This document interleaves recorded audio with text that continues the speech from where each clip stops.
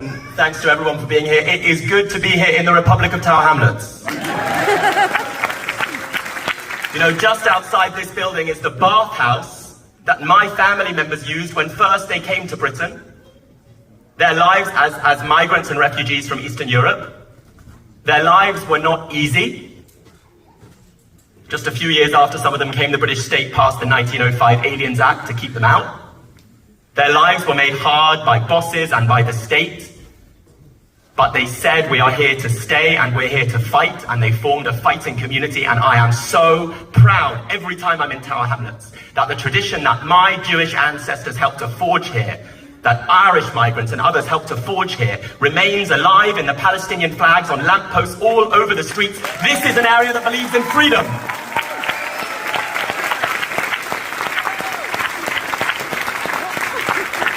You remember just before one of our demonstrations, a few weeks ago, the Evening Standard had that headline with two symbols, the poppy and the Palestinian flag. These, they said, were the two souls of London. Now, I'm worried about what the poppy represented to them. I don't think it represents, if it's in contrast with the Palestinian flag, I don't think it represents learning the lessons of wars and brutalization. I think it represented a culture of militarism. But I was just so struck when I saw that headline, that the Evening Standard, that oligarch-owned, Osborne-edited, union-bashing Tory paper, had to acknowledge that half of London, I think it's more than half of London, was represented by this flag, the Palestinian flag. They had to acknowledge it when hundreds of thousands of people came out onto the streets, that we are a real social presence in British society, not just a few marginal extremists who can be condemned and ignored, but a real social presence. So ask yourself, what do those colours represent? The colours of the Palestinian flag. And learn the lessons of history. They say those colours represent terror. But they said that about Kenyans and about Indians. They said it about South Africans and about the heroic people of Vietnam. When the poorest and most oppressed and most exploited people in the world say, we want to be free, they say you're terrorists. We say it's projection. We say colonial power, which brutalizes and savages all over the world, calls other people savages. The only savages are the people in the offices and the headquarters of corporations and states in London and Washington who plan massacres all over the world. We say the Palestinian flag represents human freedom.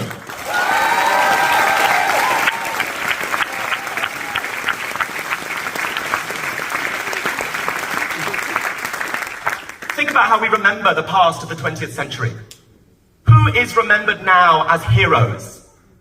Is it the torturers and brutalizers who brutalized and tortured in Algeria, who brutalized and tortured all over Africa and South America and the Caribbean and Asia? Is it those people who condemned terrorists? Terrorists, that's what the apartheid state said in South Africa. Terrorists, that's what the French colonial state said in Algeria. Is it the torturers who are remembered as heroes? Or is it the people who refused to surrender?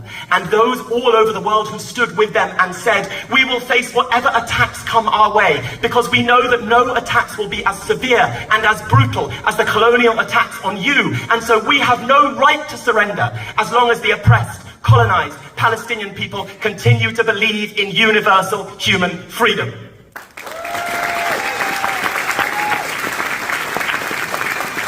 I just want to stress what those colours of the Palestinian flag mean. And I want to stress it because we are here with Oksana, a member of parliament who has stuck her neck out to support the Palestinian people. But we know that most of our political leadership in this country, we're here with Jeremy in a very questionable Christmas jumper. Sorry, Jeremy, I don't normally look this smart, but I've just come from synagogue. So with a few very honourable exceptions, it's not a great jumper joke. With a few very honourable... Sorry. Don't come into a room like this and attack Jeremy Corbyn. That is a very unwise move. With a few very honourable exceptions, most of our political leadership in this country does not stand with the Palestinian flag, does not stand with the hope of human freedom, and it's no surprise we live in the core of empire. So just remember what side they stand on. When people are imprisoned in an open-air prison, chased from the rest of Palestine. 80% of the population of Gaza aren't from Gaza. Chased from the rest of Palestine and imprisoned, and then besieged, and then bombed, and then their food and water and fuel are cut off. When the United Nations and the World Health Organization say more people may now die of disease than in bombing. Trapped and bombed. Trapped and brutalized. Our political leaders say Israel has that right. When Israel uses artificial intelligence, reporting in the last few days, to precisely target every single strike they make, so they know in advance how many civilians will die, and the Israeli state says, we're maximizing damage, not accuracy. Our political leadership in Britain sides with them. When Isaac Herzog, Israel's president, says a whole nation is his enemy. When a former major general of the IDF, Giora Eiland, writes that we should encourage epidemics in Gaza, because that'll make it easier for us to win. And then when we witness the deliberate destruction of Gaza's health infrastructure, the bombing of hospitals, the targeting of over 60 ambulances, the murder of doctors, the killing to date of more UN workers than Hamas commanders in Gaza, that level of brutalization and attack on human beings, our political leadership stand with it. Well, we stand against it. We're on the other side, Rishi Sunak. We're on the other side, Keir Starmer, and we're proud of it. We stand with millions, billions of people all over the world who know that this whole Western imperial order that sanctions great violence in the interest of profits for a few has to be brought down. That's where we stand.